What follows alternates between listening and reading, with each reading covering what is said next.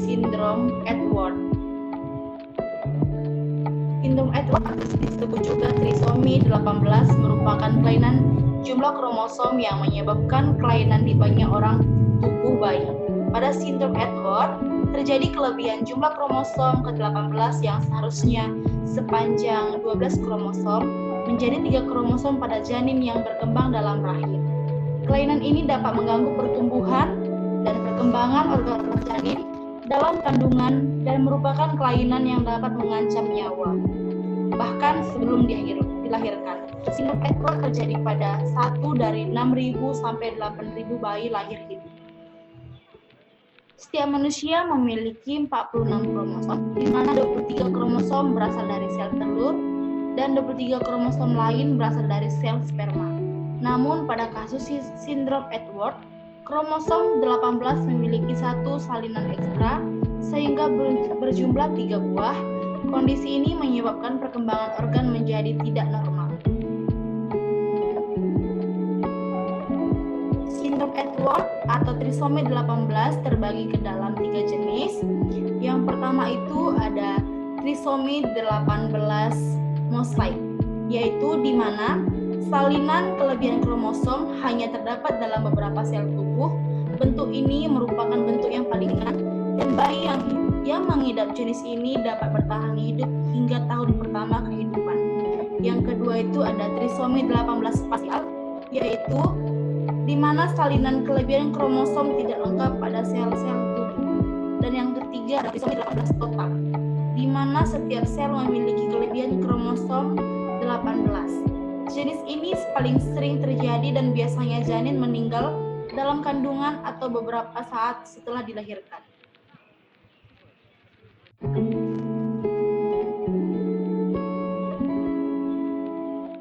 Gejala sindrom Edward. Gejala yang dapat dialami pada ibu hamil yang mengandung bayi dengan sindrom Edward yaitu polyhydramnion, yaitu air ketuban yang lebih banyak dari normal disebabkan karena kelainan pada refleks menelan janin dalam rahim. Yang kedua ada oligohydramnion, yaitu air ketuban sedikit yang disebabkan karena kelainan pada ginjal janin. Yang ketiga, plasenta yang kecil atau tidak proporsional. Yang keempat, intrauterine contraction atau tidak berkembangnya janin dalam rahim.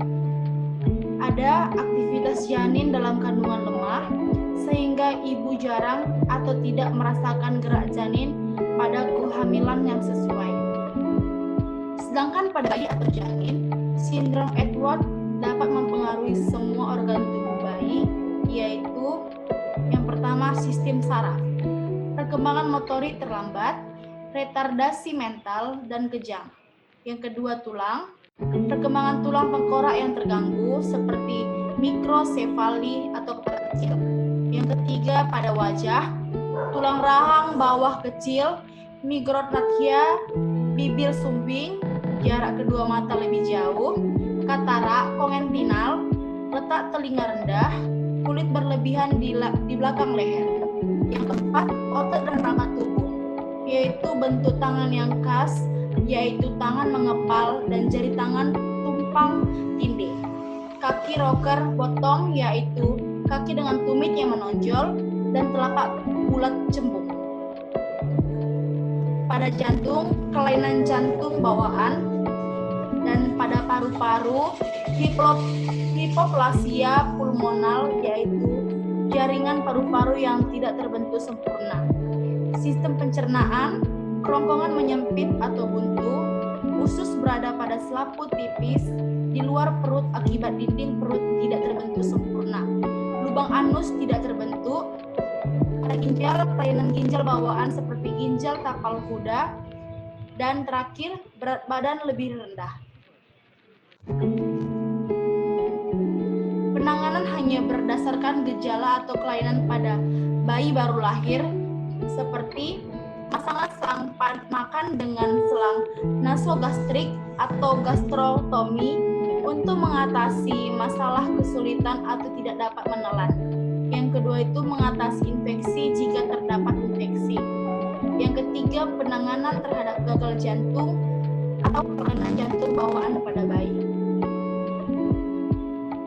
Di sini ada penata laksanaan fisioterapi. Yang pertama itu pada problematika fisioterapi. Problematika fisioterapi dapat disimpulkan berdasarkan hasil dari diagnosa fisioterapi, di mana pasien mengalami hipotonus otot pada grup otot tibio-clavicular spine, thorax lumbar spine, kedua sisi AGA dan AGB, kelemahan otot pada kedua sisi AGA dan AGB, serta penurunan kemampuan aktivitas fungsional. Tindakan pada fisioterapi yang pertama menggunakan teknik stimulasi. Stimulasi yaitu upaya untuk memperkuat dan meningkatkan otot melalui proprioseptif dan taktil.